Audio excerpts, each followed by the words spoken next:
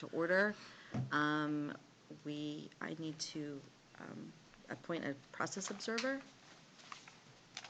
I'll do it. Cindy, process observer. We're here tonight with Liz Brown, Krista Whalen, Cindy Van Conant, Kate Stoll. Beth Williams has stepped out for a moment, but she'll be right back.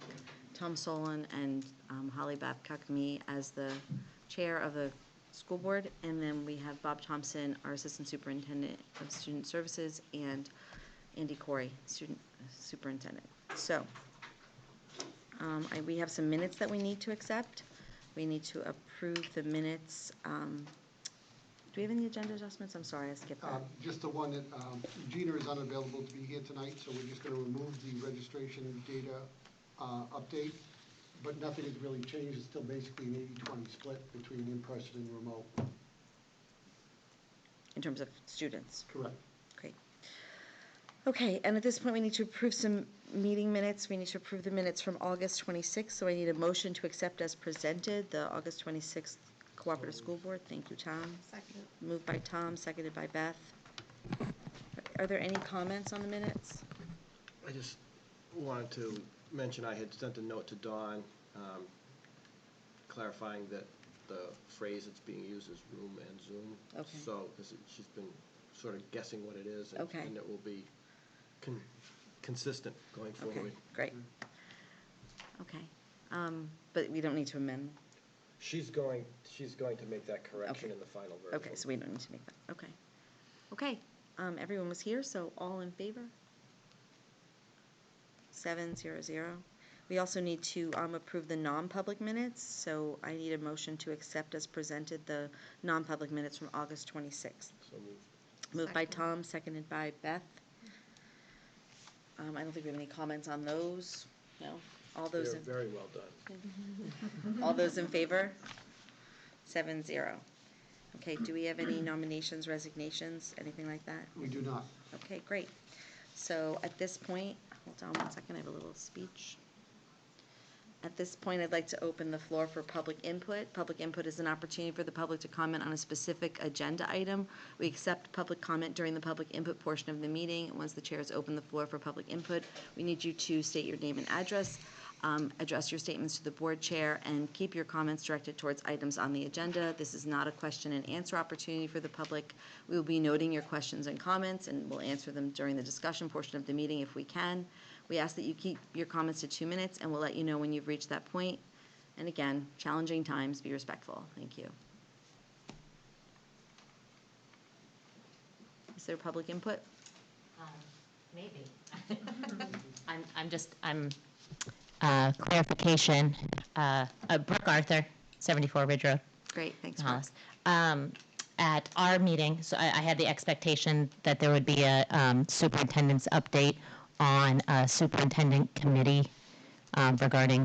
We did that our last meeting. It was You on did our it. agenda for last week, so we actually had that update on the 26th. So I missed that. Yes. Okay, So, I will go it's back not and on read our the agendas, minutes. so we try to stick to. No, what I understand folks that. I need. thought it would be tonight because it was at Yeah, I think ours it was this just, week. it just, the rotation was a little This is different. a special meeting. This isn't our regular meeting. Right, so. No, I understand that. Right, That, but it was in your special meeting, but it's just the way it rotated. It came to us first, then to you guys, and now. Okay, thank you. Thank you. That was a question and answer, sorry. Yeah, I broke all the rules.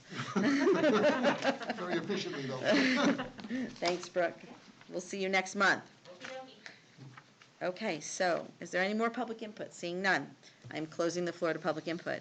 At this point, we have the discussion on the Memorandum of Understanding with the union. Is there anything you'd like to summarize before we go into deliberations?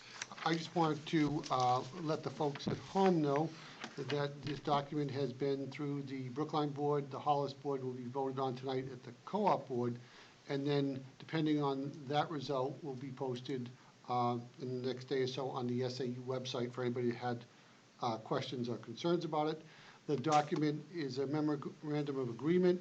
It goes over many of the safety items that we've been discussing with our unions. It talks about how we're going to deal with illnesses and quarantines and things of that nature for our students, as well as our staff. It talks about how we will go about developing a evaluation system that our teachers will be subject to, whether they're in person or remote. It categorizes that anything that we can do remotely this year, we will try to do that. So I would give examples like open houses, parent-teacher conferences, things of that nature, and that also will be dependent on if the data is going in one direction or the other, will dictate that a lot. It talks about, in some areas, class sizes, and the document represents the SAU in each of the three unions as it was negotiated together. And I'll put it back to the chair at this time. You Great, can have thank further you. discussion with deliberations. I think we can discuss it now. Is that okay, or would we rather wait and to do it during deliberations? If we're not gonna have the registration date update, then we're going to go right into deliberations anyway, so. I just didn't know nobody's if you wanted to have discussed the it. motion on the floor prior to discussion. Okay, why don't we do it that way? That sounds great. So let's put the motion on the floor. Motion to approve the memorandum of understanding as presented. So moved. Moved by Tom, Second. seconded by Beth. So now we need any discussion on the memorandum? On the motion. Go ahead, Tom. I want to thank the administration and the parties involved in putting this together. I believe that the intent is both good and important.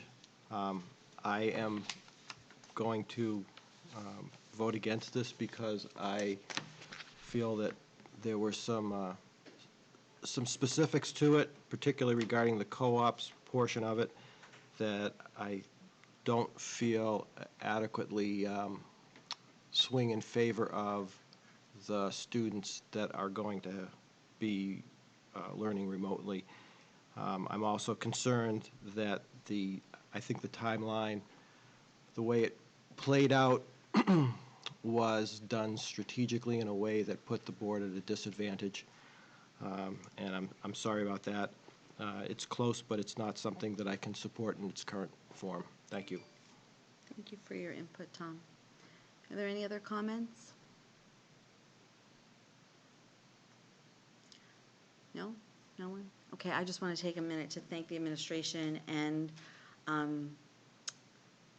the collective bargaining unit, the teachers' union. I want to thank them for their time and the amount of time and energy and effort that they have put forth to get this document put together. I want to thank our attorney, because these are really hard times, really challenging, hard, frustrating times, and I can imagine how hard it is for our teachers to understand and deal with what they have to deal with in the next 6 months, hopefully, and what the administration has done. So I just want to say that I will be supporting it because I do believe that ultimately everyone is trying to get to a place where our kids are getting the education that they need, all of our kids, whether they are learning from home or learning in school.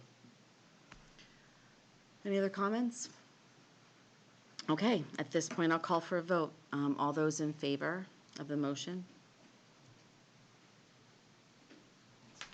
All those opposed? 5-2. 5-2. Okay. And at this point, do we have a non-public? We do not have any. We do not have a non-public. So a report out by the process observer would be fantastic. Oh, wow, that was the quickest agenda we've ever gone through. I think that we got started a couple minutes late, but wow, we're finishing very early. Great. And And our next meeting. our next meeting would be the third Wednesday of September, which would be September 17th or 16th? 16th. Do you Okay. anticipate a policy meeting the week before, you think? I don't think we're going to be able, I've thought about it, but the problem is that the majority of our policy meeting members are administrators, and next week is the first week of school. I feel like it's really a hard time for them to meet. However, I've asked for Rick to bring forth the top 10 policy, and I think he can do that without a policy committee meeting because we've already met on it and discussed it. And Okay. Thank you. so I think that's what we'll probably do, but I will reach out to see if anyone has time to meet next week.